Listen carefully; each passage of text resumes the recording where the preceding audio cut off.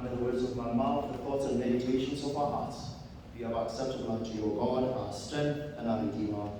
Amen.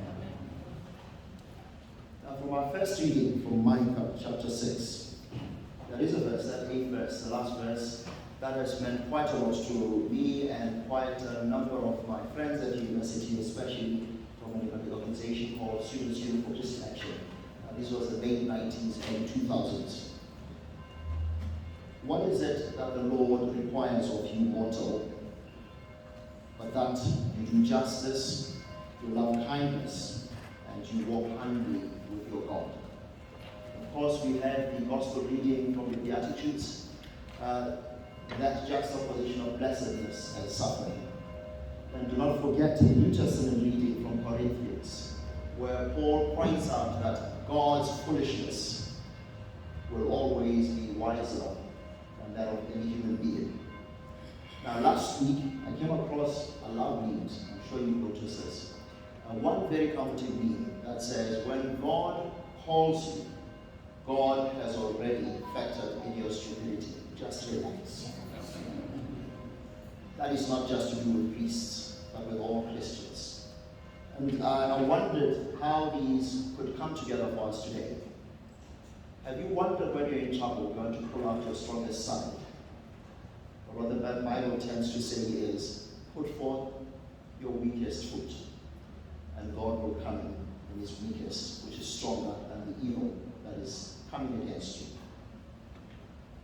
And that squares up beautifully with the Beatitudes. How can we imagine poverty, whether of spirit or in reality? How can you imagine mourning, meekness, and hunger? How can you imagine those things as a form of blessedness? There is an old Jewish wisdom. What they say as they prepare for Yom Kippur, which is like our Lent towards basically a great time of confession and one's sins being forgiven and cleansed. There is a thought that says, for every sin that Sammy commits, if I sin against Matthew, or I sin against Rwanda, or I sin against Linda, imagine that I'm spilling some ink on them. One of the drops will always go to God and stay in God. So for every person that I persecute, I'm persecuting God. For every person that I cause to suffer, I cause God to suffer. Same with creation. That thought was not lost on Anglicans. Father Trevor Adelson used to say this: anybody who dares to oppress the image of God dares to oppress God himself.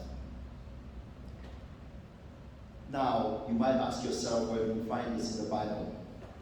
You remember that story of Adam and Eve in the Garden of Eden? That is when humanity started on a journey to want to silence and oppress God. And so everybody that goes through that experience, from me as Sammy, I'm thrusting them onto God's side, and I make myself instantly the enemy of God.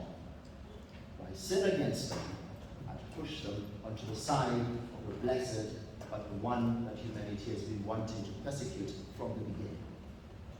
Desmond Tutu once said, we are in this casual way of thinking usually that we think God is fair-minded. How much help is that to a mouse whose tail is sitting under the foot of an elephant?